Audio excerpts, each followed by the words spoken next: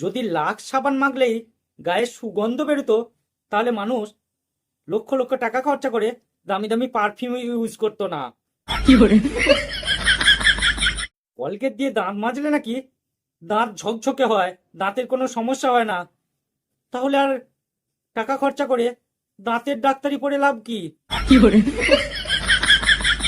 যদি Surf Excel দিয়ে জামা কাপড়ের সমস্ত দাগ উঠে যেত, তাহলে পেন্টাররা প্রতিনিয়ত জামা চেঞ্জ করতো না।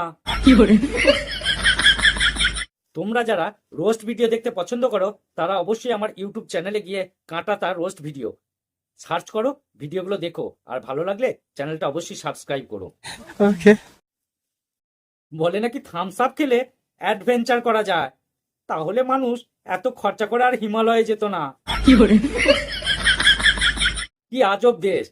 উন্নত চিকিৎসার জন্য নেতারা বিদেশে উড়ে যাচ্ছে, আর এদিকে মঞ্চে উঠে বড় বড় ভাষণ দিচ্ছে আমাদের দেশ নাকি চিকিৎসা ব্যবস্থা অনেক উন্নত। মেয়েরা শ্রীকৃষ্ণের মতো স্বামী চায়, কিন্তু রাধা হতে চায় না। মেয়েরা প্রেম করতে চায় হ্যান্ডসাম ছেলেকে, আর বিয়ের কথা দেখো সেই সরকারি কর্মচারী বুড়ো কাকুকে। আমরা অশ্লীল ভিডিওতে কমেন্ট করি, কিন্তু আমাদের কোনো লজ্জা নেই, সেই ভিডিওটা আমরা পুরোটা দেখি। আমরা বলি রাজনীতি নোংরা, কিন্তু ভোটের সময় নোট পেলে তাকেই সাপোর্ট করি। সোশ্যাল মিডিয়াতে স্ট্যাটাস দিয়ে মানুষকে বোঝায় বাবা মাকে কতটা ভালোবাসি, আর বাস্তবে গিয়ে মাকে বাবাকে বলে না, মা আমি তোমাকে খুব ভালোবাসি।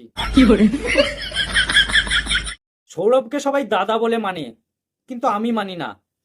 কারণ একটাই, কোনো দাদা কখনো তার ভাই বোনেদের 11 সার্কেলের মতো গেমকে খেলার উৎসাহ দেয় না।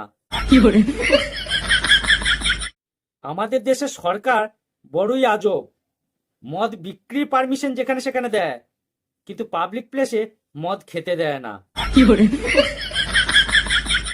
তো বন্ধুরা, আজকে ভিডিওটা এখানেই শেষ করলাম। ভিডিওটা ভালো লাগলে লাইক কমেন্ট শেয়ার করো, আর হ্যাঁ, চ্যানেলটা সাবস্ক্রাইব করতে ভুলো না। আর তোমরা যারা রোস্ট ভিডিও দেখতে চাও, তারা ইউটিউবে গিয়ে সার্চ করো কাঁটা তার রোস্ট ভিডিও, ভিডিওগুলো দেখো, ভালো লাগলে চ্যানেলটা অবশ্যই সাবস্ক্রাইব করবেন, সেখানে অনেক নিত্য নতুন ভিডিও আছে।